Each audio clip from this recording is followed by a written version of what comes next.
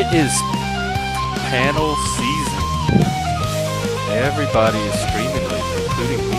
I feel this renewed interest in streaming all of a sudden. I was kind of getting it like plateaued for a while. It just started to feel routine, and now it feels like it's finally going somewhere.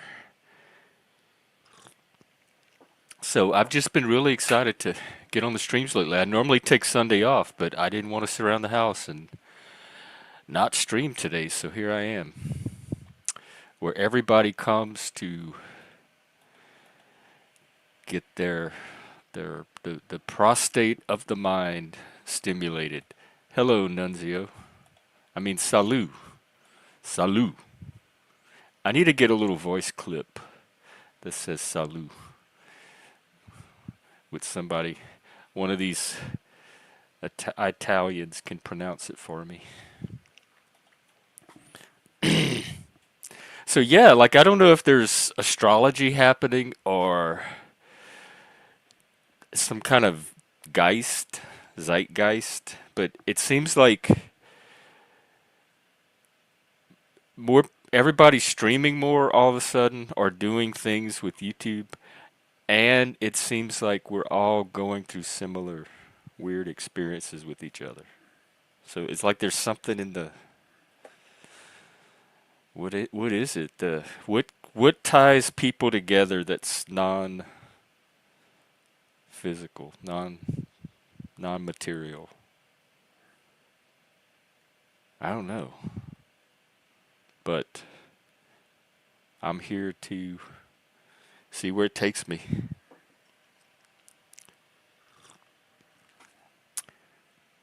Vinny. Oh yeah, he'd be perfect. You're right. He can do he can do a lot of my waves. I can get little character waves to play at different moments. That's one thing I'm serious about doing is upping my production values. Both the physical ones, lighting, camera, a picture on the wall, and the stream itself, graphics, audio clips, maybe OBS, something like that. Hey, Ricardo, what's up?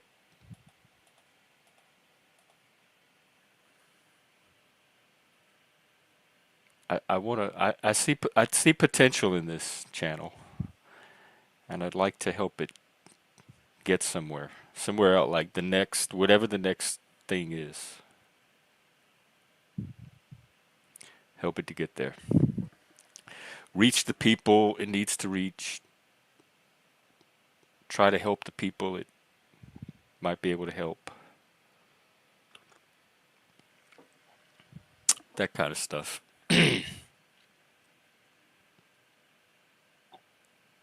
I'm ready to blow up, but in a healthy way, with integrity, as much integrity as a Satanist can have, and with in a positive way that has a beneficial impact. Again, for a Satanist. But yeah, so that's my grand master plan. Probably the same as everybody else on here who takes this even halfway seriously.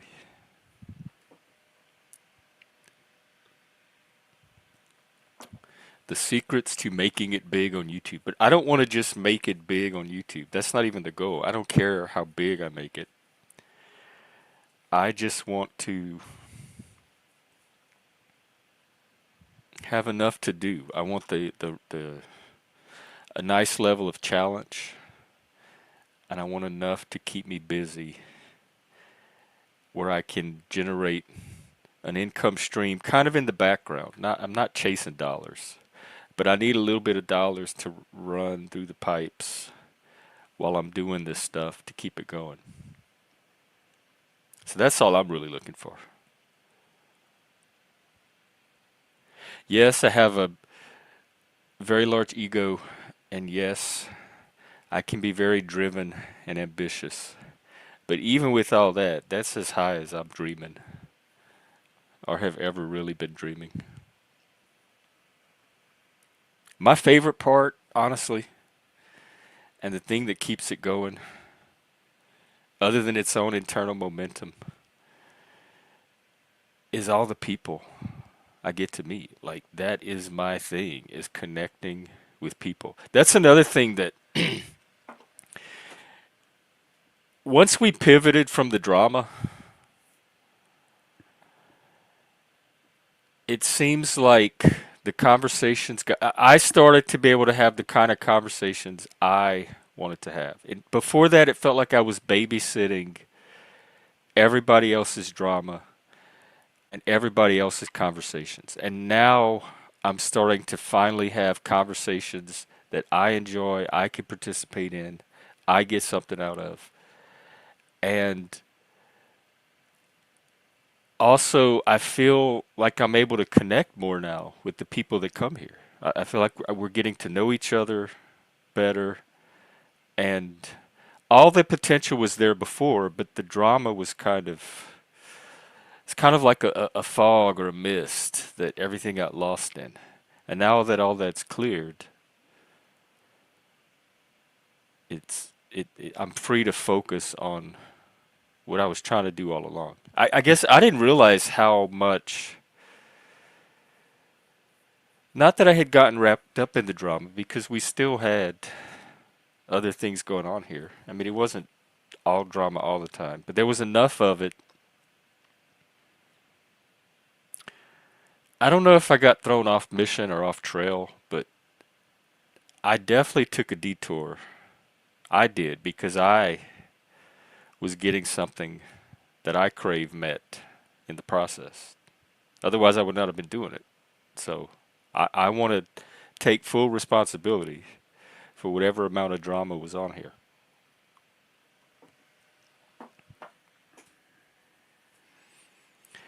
But now I feel like whatever it was is out of my system, and I'm ready to do the thing before all the drama. Yes, I think that's going to be a new thing.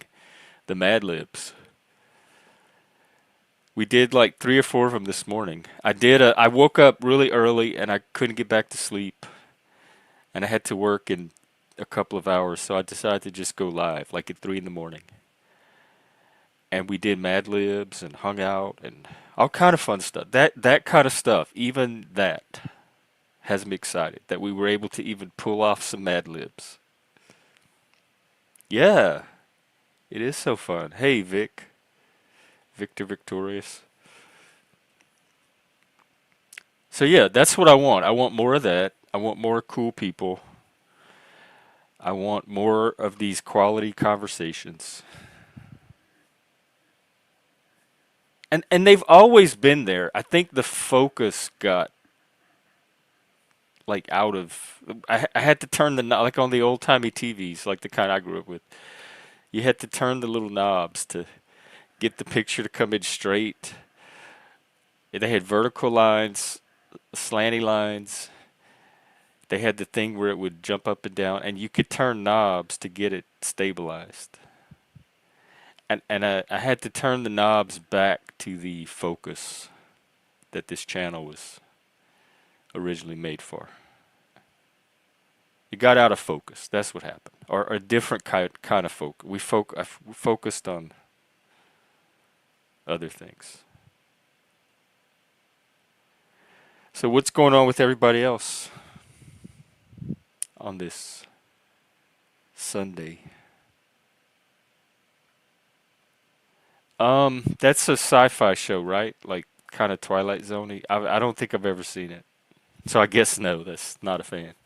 I don't know if I think you have to see something first to know if you're a fan or not. So I am a complete neutral, unknown.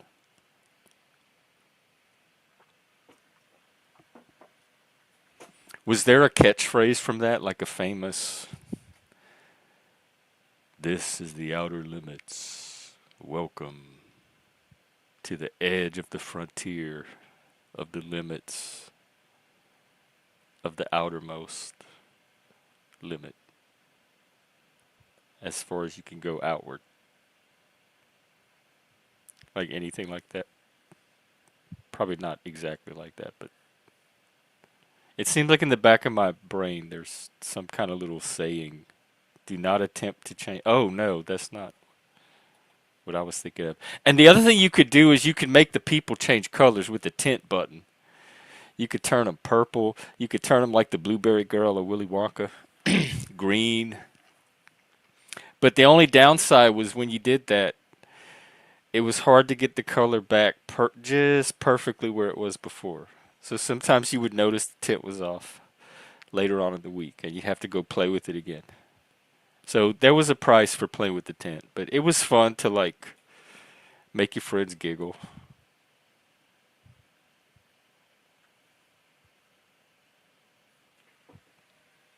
And they also had snow. Like there was a knob you could turn to clear up the snow. And we had the antenna. Like we had before we got rabbit ears. Rabbit ears was an advancement. We had the antenna pole on the side of the house attached to the TV. And if you wanted to watch, we had three channels that we caught. And if you wanted to watch a channel, and they came out of two cities. So if you wanted to watch a channel from one city, you had to go outside, you had to turn the pole and aim the actual metal antenna at the city that you wanted to watch from. So there were like two directions you'd have to go turn it in. They were opposites. You'd either have to have somebody inside telling you when the picture came in, or you had to keep running back and forth from the pole on the porch to the TV in the living room until it got perfect. And that was laborious. It was so much easier to have another person just tell you when it came in. And that's how we changed our channels. Then when we got the rabbit ears, we could just turn them and play with them until it came in. That was not high class. That was ghetto. Turning that pole. You shouldn't have to go out there and turn. It's not. First of all, it shouldn't be a two-person job to change a channel, and you shouldn't have to go out and turn a big metal pole that sticks up past the roof. And then when we moved to our other house, it was a two-story house. The antenna pole ran up the side of the house, and we would climb it and like go in through the upstairs window. That was like our little toy. It was our fire escape and our climbing pole and all kind of stuff. No, but pretty close. We did have the rotary dials, and some people had party lines. Not us, thank God. Is this the real Landry, or is somebody socking him?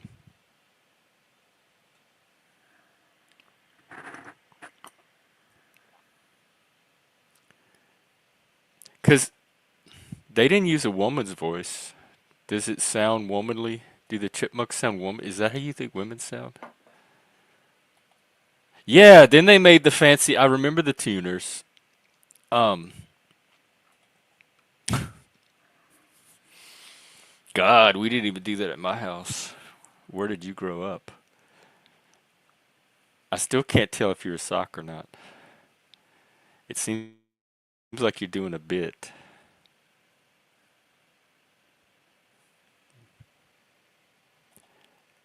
But then the cable came out. And my mom was one of the holdouts. She had this thing about paying to watch TV. I'm not paying to watch TV.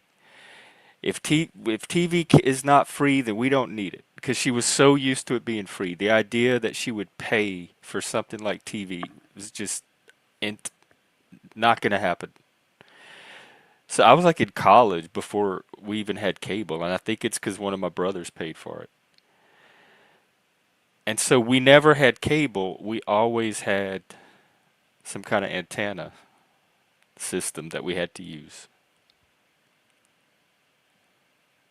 until VCRs, and then I would just rent movies. And I'd stop watching TV completely when VCRs came out Because my God, you could watch movies in your house now, and you could pause it to go to the bathroom or get something to eat. The only way to watch movies growing up, even the ones that aired on TV, because they aired, I mean, they had commercials, but there was no way to pause them or anything, was to go see them at the theater. So if you saw a movie at the theater and you really liked it, like Clash of the Titans, the only way to see it again, you got to see it one, pass it for your eyes one time, and if you wanted to see any part of it again, you had to go see it at the movie theater again. Stand in line, buy a ticket, and I must have seen that thing 6 or 7 or 8 times. From begging people to take me to see it and drag. I don't know how many people I drug to the movies to see that thing again because I loved it so much. But that's how you repeated a movie. So when VCRs came, the idea that you could sit in your house and watch it and you didn't even, like, you could rewind it, see it again, pause it, all the stuff you couldn't do in the theater. Y'all don't know what an advancement that was for that time period, an innovation. Oh, that was kind of late. Ours was mid 80s, and it was the big ones with all the buttons, and the tray would like lift out, and you'd have to load it in. And it was hooked up to the big console TV with the fake wood paneling, the Zenith or RCA, one of them, Magnavox.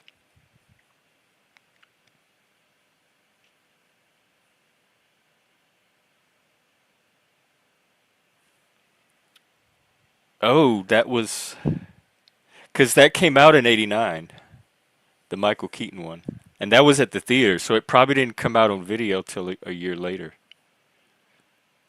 Yeah, I've seen all the technology develop from the rotary phone and the turning of the pole TV to where we are now with streaming. We can watch movies together, any movie we want at the touch of a fingertip. We could watch it together from across the world, almost in the same room together.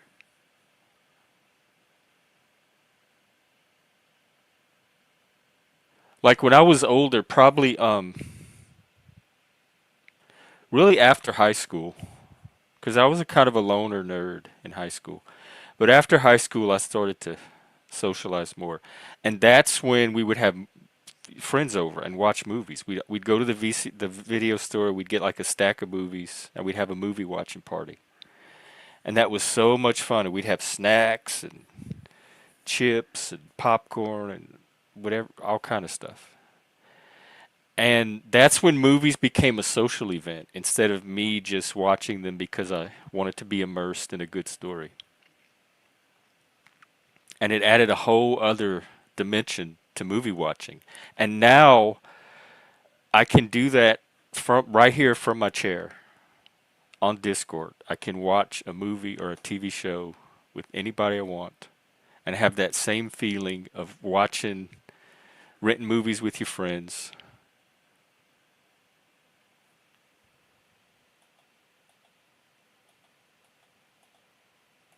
Yeah, that's kind of how our technology was too. We would get it mostly from our friend's house because we were like, we weren't dirt poor by that point. We grew up poor, but when my mom remarried, we got like bumped up a class or two. But we weren't super, super like middle class where you get all the latest stuff either. So we always got our stuff like a year or two after most of the kids at school got it. So I always would hear about it first, or I would get to see it at my friend's house or play with it there, and then like a year or two later, we'd finally get one. But I had already gotten familiar with it. Yeah, the first did it have the dial? Ours was too. It was a hand-me-down from my grandmother who got it probably very early, probably the 70s. And it had this big giant dial that you turned. And that was it.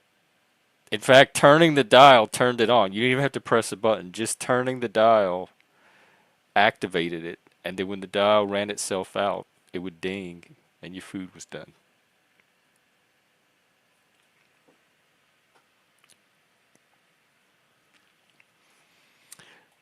Surprisingly enough, I grew up in kind of rural Louisiana. It was the school system that I first got introduced to most of the technology from. We had computers, the Radio Shack, TRS, with Tandy computers in the classrooms. We had computers at the college very early. They had a computer lab. We were using floppy disks. This is in the 80s. Um, Doing computer programming, basic, Fortran, through the school system. And it's not like the most advanced school system in the country either. It's just, basic funding. But they really kept up with the technology and they were not shy about exposing the students to it and letting us have hands-on experience with it. So I got familiarized with computers very early, like probably early 80s.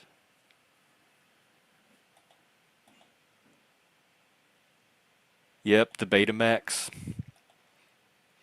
We never had a Betamax, but we had a few friends I never understood them. I never understood why anybody would have a Betamax if there's VHS. You couldn't even get a lot of Betamax at the video stores, if any.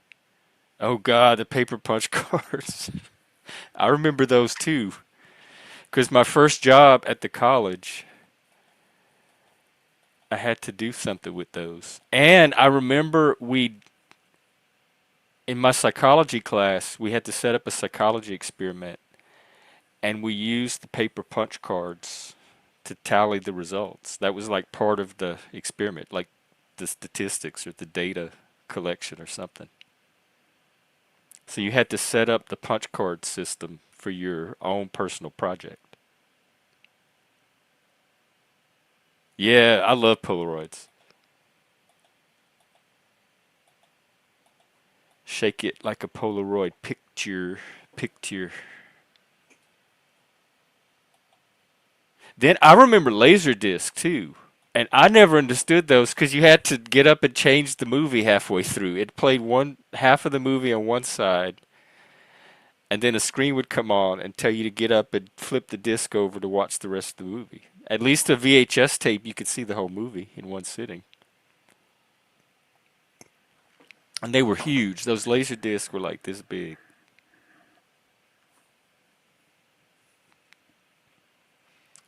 I remember CDs. I got my first CD player around Christmas of '87. That's when you were still buying the CDs in the long boxes. They used to come in these cardboard boxes that were long that had the album cover on them. And then they eventually phased those out because of recycling, like the environment. It was wasting paper, and they would just sell the CDs without the cardboard box around it. Right, really? But it was first world problems are still problems.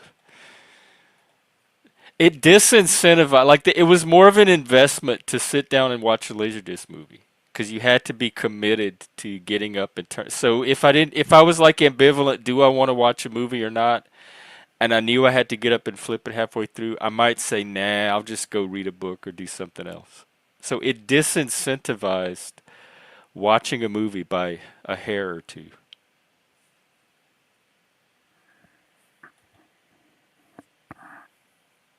I don't know. Vinyl got big, like with the kids. It made a huge. They even had used vinyl records. Like all the used CD stores went out of business, but the used vinyl stores are still around.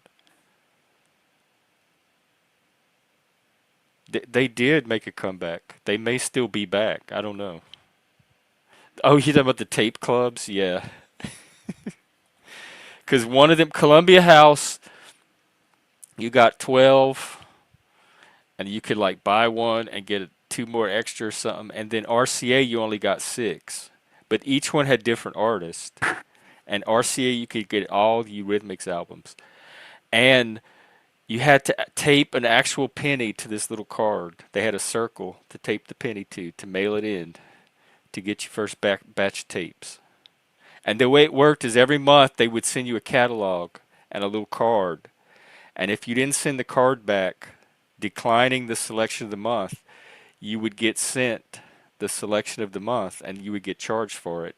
And you could send it back, but I think you had to pay for the shipping or something. So if you forgot to mail that card in and you ended up with the selection of the month, it was a pain.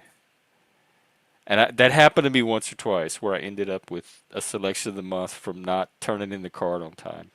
And when I say turn in the card, that is when you had to walk to the post office, buy a stamp. If there was none in your mom's purse that you could steal, I mean borrow, I mean take, and then put it in the mailbox and send it off. So it was an effort to get that card sent back.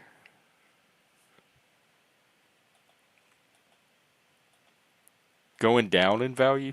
Oh, vinyl, of vinyl. Hello, Daisy May. Hey, Bex. You've been streaming a lot too. It's like springtime but for streaming, but in the fall. Like every time I pull up YouTube, everybody's streaming constantly, constantly, including me. I'm just really into it all of a sudden. I have this like newfound vigor. Hey, fools and tools. I was even at work to like I don't listen to streams at work. I can see them on my phone, but I can't really listen to them because there's people around. And today there wasn't a lot of people in the break room. So I was holding them up to my ear and I was like actually watching some streams and listening, and it was taking me out of my workspace. Like when I'm at work, I'm in a certain headspace and I'm like, "Oh no, I can't do this. This is going to affect my job. I got to turn this off. I can't even watch them on break." Because it's like two different worlds, and it's like going from one world to another, and I have to stay in the world of work while I'm there. I can't risk being pulled too far out of it. This panelverse is a powerful thing. I think our need for connection, I think loneliness, I think that we're social animals. I think that a lot of us being neurodivergent don't get this kind of stimulation in real life. So when we find it online, it's exciting and valuable. I think all of that. And probably addiction, like dopamine, neuroepinephrine, whatever other chemicals, endorphins get activated. But again, it's only addictive because it's already part of our wiring as humans. Tomorrow is that when the days equalize? Because I walk to work, so I notice as the year goes how dark it is or light when I'm walking. We're entering the dark part of the year. The thing I think about neurodivergence is like no two brains are alike, so all brains diverge at some point. And there's so many, because it's trait specific. It's not just a thing, it's all these little traits. And every one of us probably have a little bit of those traits. It's just what degree they show up at. At what point do they become significant enough to need to identify as neurodivergent? And there's so many genetic factors involved. So I think everybody has a little sprinkling, and it's just how much of it shows up to other people or to yourself. But also, people that we call neurotypicals, they have a way, they're like all coded to each other, and they have a way of syncing up or coordinating without really talking too much. Or when they do talk, they all just automatically know what each other's talking about in a way that neurodivergent people don't with them, with neurotypicals. So there is something about non-neurodivergent people that I notice that they seem to have in common. So when I talk about somebody being neurotypical, I'm talking about they're like in that category. Like if there's other neurotypical people around, they're going to be able to merge seamlessly with them without a lot of friction or like mismatch. Whereas me, I can only merge a little bit, but it's obvious that I'm on the outside of that like group harmony at some point because I don't even know how they're doing. I don't pick up on it or whatever. If I don't know if it's psychic or what, but I see it happening. I just don't know how to participate in it.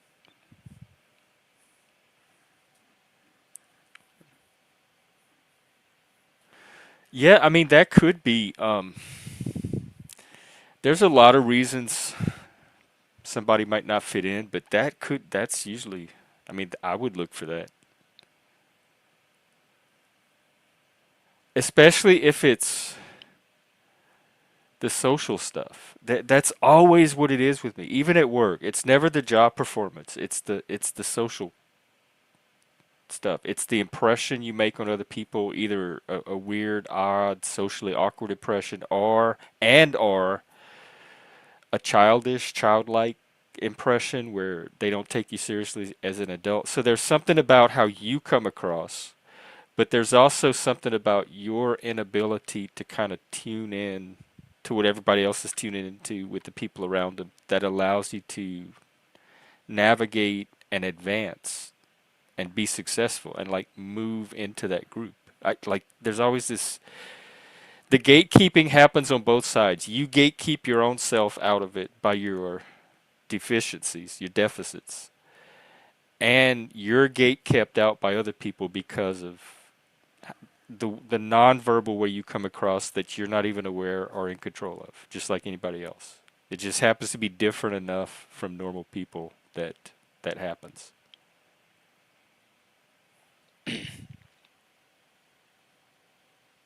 Oh, believe me, it's hard. I've run autistic groups. It's hard. I've done these panels for. I started doing my first. I was doing autism groups in 2020 online. So let's like for 5 years now. I've been doing online. It is a task. We are not easy people. The number one ingredient, and a lot of autistic people don't really have this, is patience. Lots and lots and lots of patience. And the ability to individualize and understand and contextualize. And so if something looks weird, don't automatically react to it or assume something about it. Try to understand what it is and try to understand that person's norm because it may not be weird in relation to that person. And that's what everything should be referenced against, is that individual person. So like it's like a whole way you have to shift your thinking. Like it's a whole shift of perspective that you have to make in addition to the patience and the tolerance and all of that. Curiosity helps. A lot of curiosity. Because a lot of people want to manage and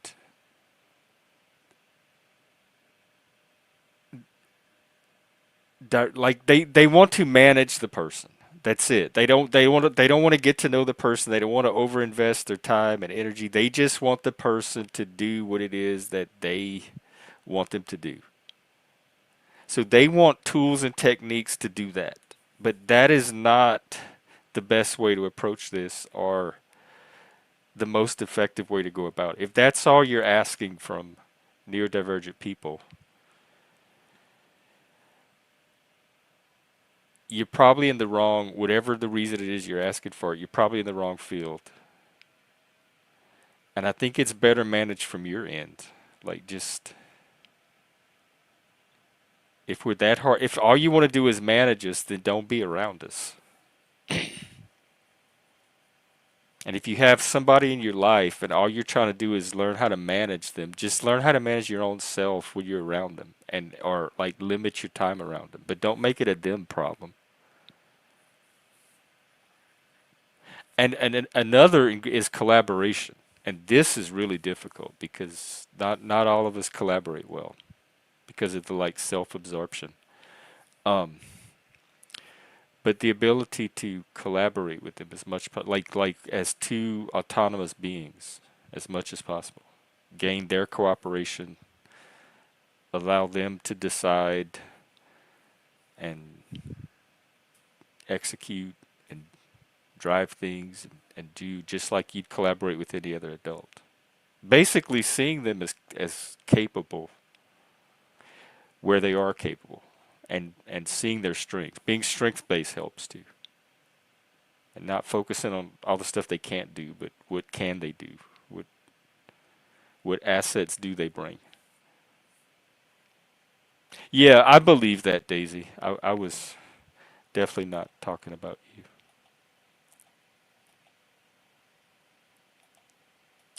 What's the biggest challenge if it is autism that's making it harder?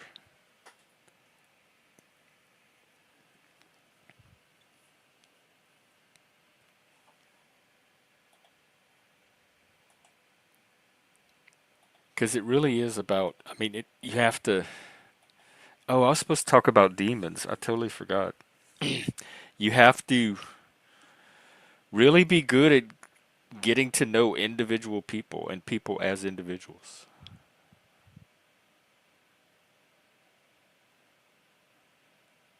It takes an investment, and if you're not prepared to make even an initial investment, then you're probably better off just letting somebody else do the work.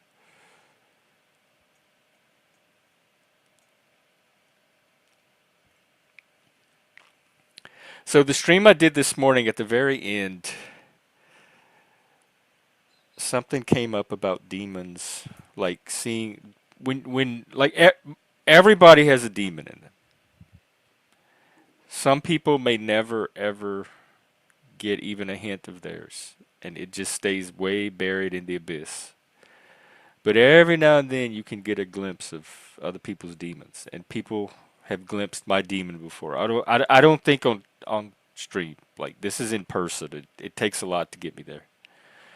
Um, so we were talking about that, and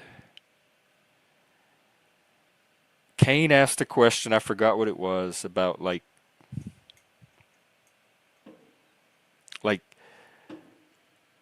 it led to a conversation about what to do when the demon shows up, either inside of yourself or when you notice it in somebody else, when the mask drops.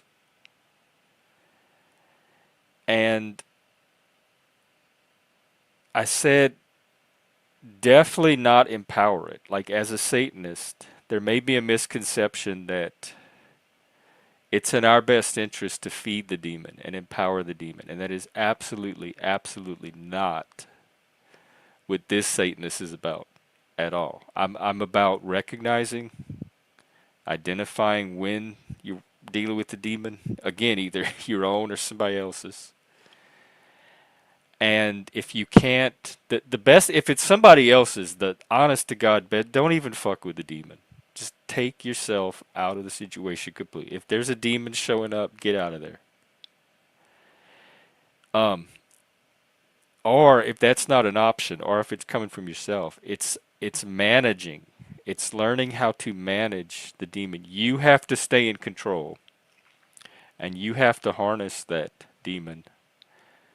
And Cain used the phrase, so in other words, put your demon to work. And I'm like, yes, yes, yes, that. And I said, I want to do that as a topic. And so I was wanted to talk about that today too, is what to do with your demon. And my demon's been showing up lately too. In fact, remember when I was talking about that little bit of disintegration a few weeks ago that started with something at work that didn't even happen? It just was something in my head that I thought might be happening, and that was enough. So it took very little to get it going, but then ever since that point, there's been like this pattern of disintegration happening in more and more areas. And then I see it happening with other people online, both with their own personality or their own interest and with relationships. There's a lot of disintegrating relationships in a way, but in some ways I think healthy. And we were also talking about the restoring of the kingdom. And I'm noticing all of the kingdoms that are also being restored. So it's like this upheaval. Things are disintegrating, but in healthy ways, and and that's allowing kingdoms to be restored. Vegas Valley just put his community back together, and it's working beautifully. It's doing exactly what it was designed to do. He's really good at it. It's almost this harmonious whole that just works together when if you take it on its own terms. It's a beautiful thing to see. And all of the drama is staying there where it belongs. Um, the Talcott, Unslavia part of the kingdom, and that's a kingdom I'm less familiar with, but it's a kingdom Moose comes from. That's his homeland, his point of origin. It's a lot of people.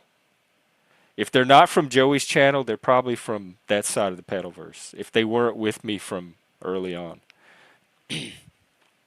Sometimes midlife bro logic. Um, there's like some little territorial wars there, but it right. That's what I understand. Moose is that Paul was the original thing that everybody else spun off from. But Moose, you're kind of. It seems like you're kind of establishing or reestablishing or doing something with your kingdom.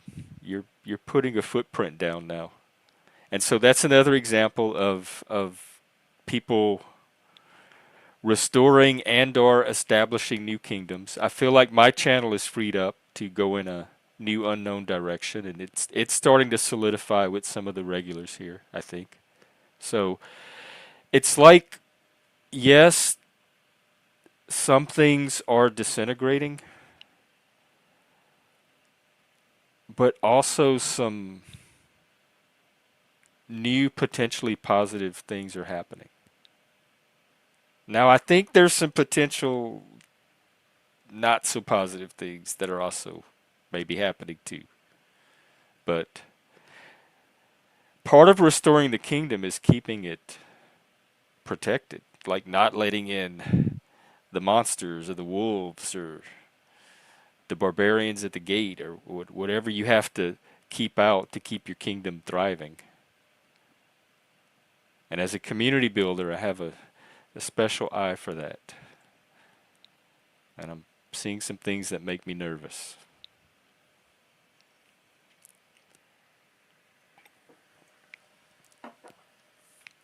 So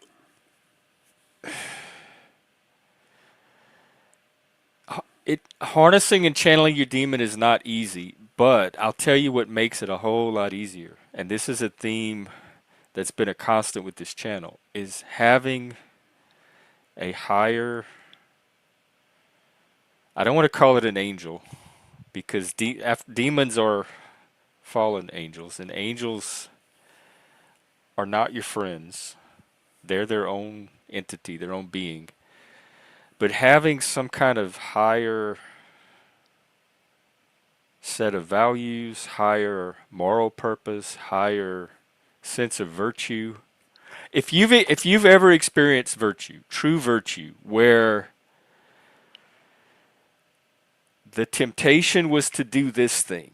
This would have been the easier thing. This would have been the thing that made you feel the best, whether it's revenge or violence or lust or indulging in some kind of vice that you really but instead you saw a different way you could do it, which was a better quality way. It would have had it would have been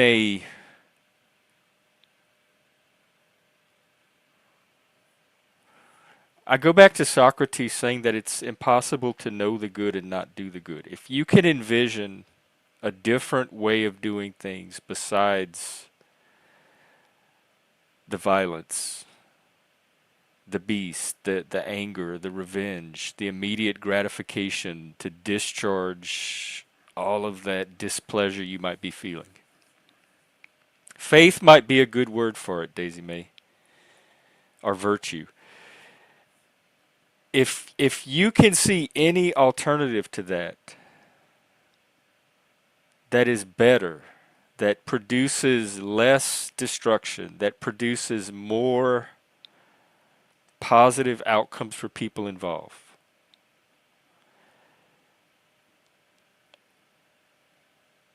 Socrates says it's almost impossible to not choose to do that. If you can truly, truly, if you truly know the good, if you can truly envision that,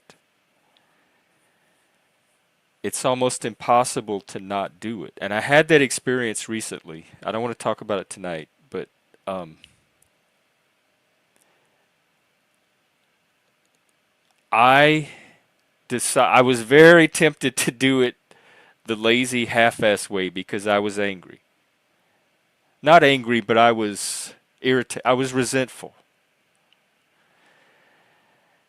And so I'm like, well, that's fine. I'm not gonna put all this effort into it anymore, and I'm just gonna half-ass it, and I'm gonna do it the lazy way, and I don't care. I am completely emotionally checked out, psychologically checked out, and when I started actually doing the thing, I saw all the ways I could be doing it that I would normally be doing it if I were doing it at my normal level of quality. And so I had both paths in front of me. I'm like, this is the lazy way that you said you were going to do it as because you are mad. But this is the way you know you could be doing it that would give it that Jeff touch and really make it shine. And I was like this, like, I want to be lazy, y'all. I'm mad. It feels good to not put any more effort into this because I don't. I'm ticked off at the whole thing, and I don't want to do it the good way. But that part of me couldn't help it. I had to do that little extra piece. I had to give it that little extra touch of quality. And the more I gave in to the better side of me, I can't tell you what a high I started to get. I'm like, you know what? This feels good. And I'm gonna go out of my way to do it extra special good today. Extra conscientiously. Despite the fact that I'm mad. Because you know what? I'm doing this for me. Look at the feeling that I'm getting out of doing it the best that I know how to do it. I'm getting an internal reward. I'm fortifying a very important value, a hard won value. The benefit that I'm getting from doing the good for no other reason but that it feels good. I know intellectually it's the right good thing to do. And all of that petty revenge mindset just seems so childish and silly at the time. And I'm like, this is the person that you are. You are the person that can show up and do this kind of work regardless of what's going on, like what your demon wants to do. You can rise above that. So it helps to have the ability to envision some kind of, like, have it ready. Like, that's why I'm so big on, like, discovering your higher values. When you have two values, that's where the disintegration comes from, is you have two values that are in conflict. And at some point, you have to start to decide which one of these values is more important to you. And then that value becomes the higher value. And that starts to guide your decisions, your choices, your actions from that point. And so when you know you have the ability, you know what that higher value is because you've been through the crisis and you've sorted that out for yourself. That's part of what the crisis does, is it helps you discover and sort out your values. So when you've been through that crisis and you know what that value is, having it in your back pocket for when the demon does come out, and you're like, nope, I know what my higher path is right here. I have it ready.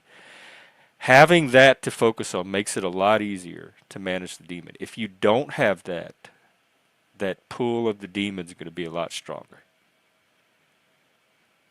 And we've talked before about Plato and the allegory of the chariot with the black horse and the white horse. So this has shown up in Western culture before. But this is the satanic version of it. Plato didn't have demons. Socrates had his daemon,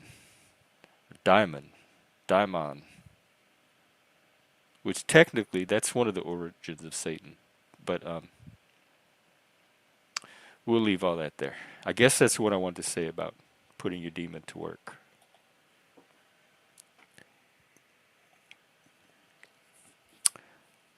Um,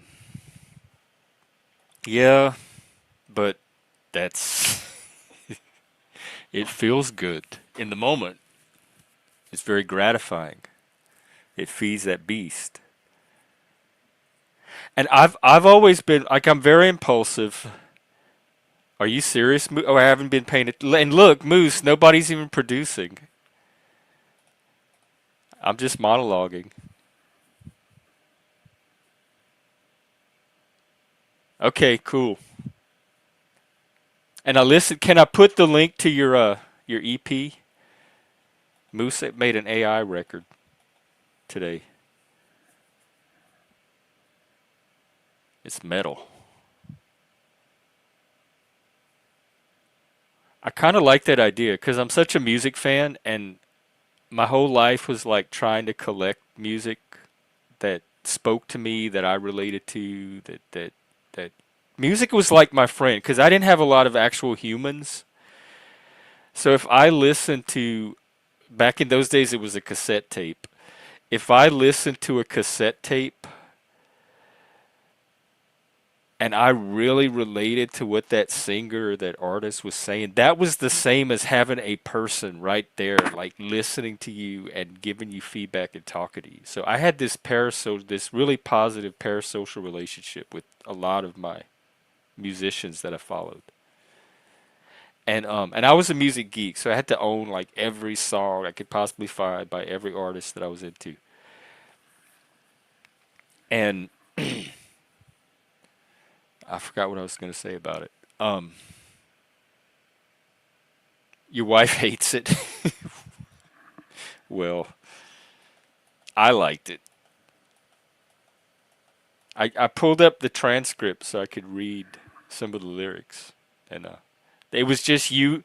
So what do? You talk to the AI, and so it's personal. It's you, and the AI is getting to know you and the stuff you're telling it about yourself, and then you have the AI put it into a lyric and then make a song around it. Oh yeah, that's what I was gonna say. Was like I used to connect to music that way through listening to it, but now I can take my own life because I don't have the musical ability to do it. I've never had the ability to do it on my own until AI. But now I can take my own life. I have written a few songs, but not the music, and have the AI put together like my own musical version of what I grew up getting from other people. That's another thing I noticed is this AI technology is really exciting a lot of people. That's showing up like everywhere now. People are doing AI videos and clips and everything. I want some of that.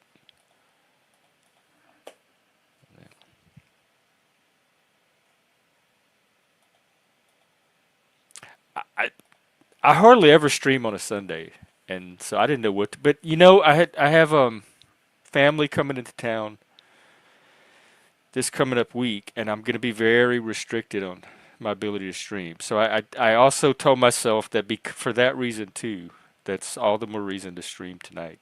because I may not be able to do as many as I would like next week. Although I do want to get another members only stream in. We're having a lot of fun, or I'm having a lot of fun on those. And since y'all are paying for it, I want y'all to get, I want everyone to contribute and make sure you're getting what you want out of it. So it's kind of like, because there's, and people have told me this over and over and over, that when you charge for something, you get higher quality. But because there's actual skin in the game, there's actual investment, people are more motivated to get involved, like, and to like take it seriously and to contribute to it now, instead of just passively consuming. And that's exciting. So just the fact of paying for a membership, or having a membership of that value gifted to you, it's like this tier is bringing more out of the people that show up. So I'm very, very optimistic about the channel, very hopeful. I would just like a little bit of AI flair or something like that, but that'll come. As soon as I can get to Best Buy or one of those stores, I'll work on the equipment. And then as soon as I can get to an art store, or if I pass some kind of roadside stand that sells velvet paintings, then I'll take care of this wall back here. So thanks for sticking with me this far in our little jalopy, our bare bones. I've had a great time, but much like George and Wheezy, we're about to move on up, folks, and you're coming with me. We're going to be styling and profiling all up and down these streets. I'm kind of getting into, because I was looking for producers and I got all excited about this production thing.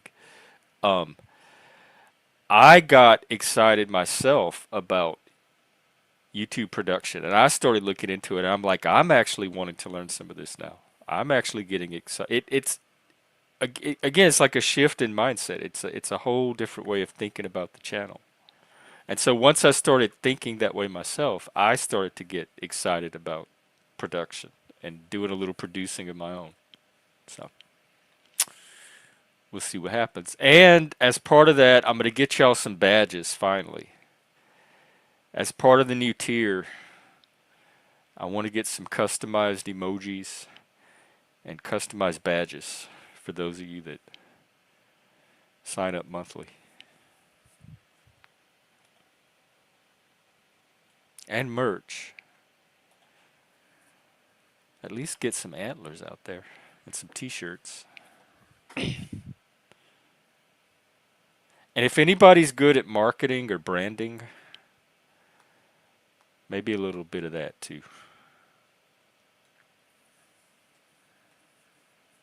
So, well, I'm coming up on an hour and nobody showed up tonight, so I don't want to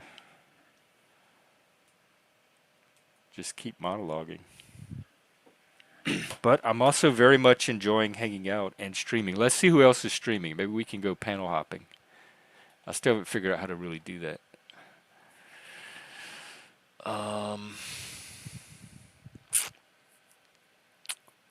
Not really many people. Zat's live. Let me see who's on.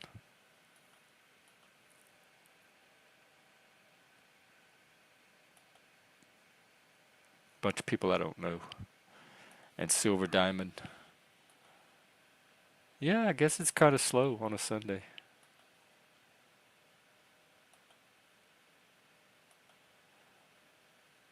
Oh, you have a channel, Daisy May? You upload them on your channel? That's the one thing I don't do is almost none of my videos are uploaded because I'm so used to just going live. I'd rather just do everything live. Even if I made a video, I'd probably make it live so people could see how I'm making it and then upload it. No, this is definitely a place, as long as you're not a psychopath or a complete barbarian, Neanderthal, Cretan. Um, this is a place where everybody can come and be themselves. Because part of my mental health work is done with the belief that it's it's healthy to be yourself. That being yourself, the act of being yourself, is health and creates health. So if you're able to be yourself, that's going to restore a lot of your mental health right there. Again, as long as you're not a psychopath. Um, and so creating a space where people can be that. I was thinking about this the other day, and again, it goes back to the gay bars. That was the little space where gay people could show up and be their authentic gay self. Whereas in society, they had to mask a little bit. They had to butch it up. They had to turn the flame down to pilot light level, that kind of stuff. But when they were at the gay bar, honey, they could girlfriend, Miss Thing, flame out. They could let their love light shine, all of that. And it was freeing. It was liberating. It liberated the self. And I think the liberation of the self is healing in and of itself. So that's one of my little like cornerstones of mental health that I try to help people to achieve and tap into. And now all the gays are free. They're liberated. They out there, honey. They don't even need the gay bar anymore. And I feel like I'm still sitting in the gay bar. I'm the bartender, and all the gays have gone. You know who's in the gay bar now? Yes, you do. It's all the men, all the straight guys, all the white guys, all the Christians, the dads, the fathers. They're like, help, we're being harassed and persecuted. We can't be ourselves. We need a space where we can finally be men. I'm like, oh, well, no one's using this one. I already have it set up. Come on in, sugar. And voila. So this is now a space where men can come and be themselves and normalize, and especially neurodivergent men, because those are the men that, even with the men, are kind of treated a little differently. And I go back to this. I, I, I really don't want to give the woke their due. I definitely don't want to give them any credit whatsoever. But I have granted them this tiny, tiny little speck of a nugget of a piece, in that the experience of marginalization, the phenomena of kind of being not as fully included as other people and kind of gate kept out of advancement opportunities that other people are receiving for reasons that have nothing to do with merit and almost everything to do with culture and or social approach, coding, code switching, that kind of stuff, is a real thing. So to the extent that they describe that phenomenon, they have a tiny little part of a point. Everything else after that they get completely wrong.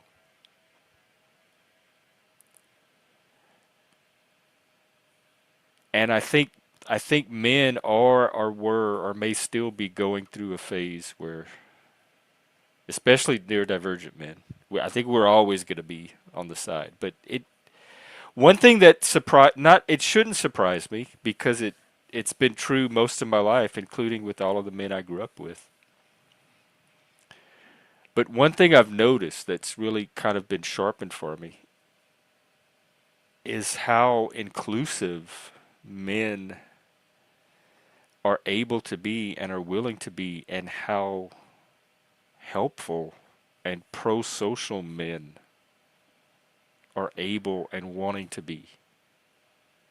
They're some of the most tolerant. Like they might initially have a reaction, but once they learn and get the right context and perspective and educate themselves and all that, then they're some of the most supportive people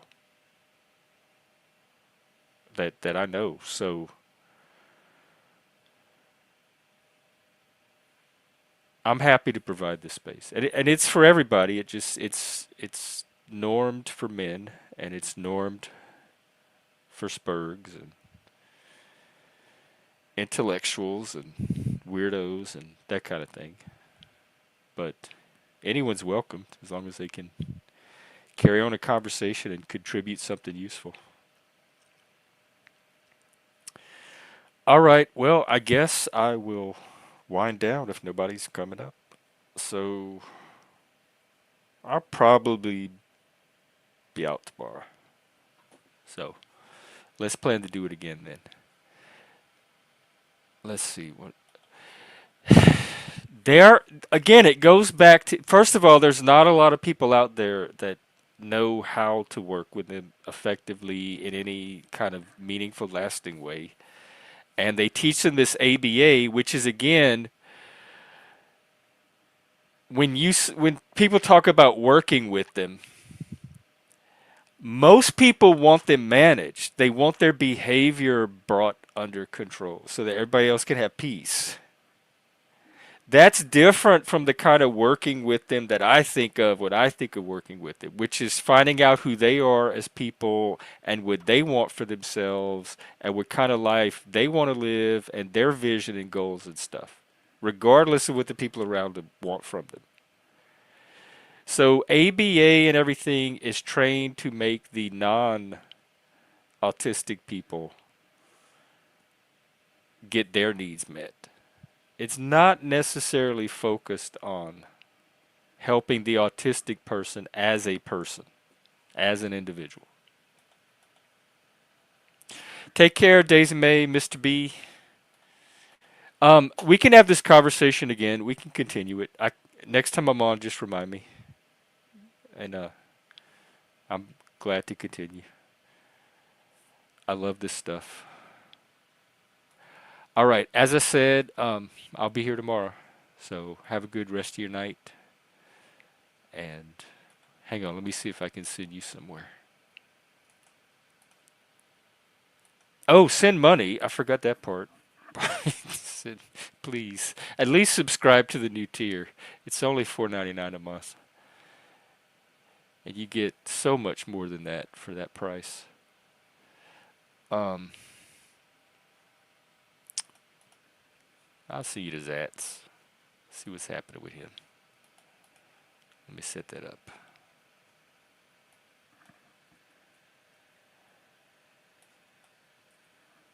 Right. Redirect. Oh, I guess. Oh, yeah. All right. Off to Zats, you all go. Hey, Ricardo. Cheers to you too. Good to see you.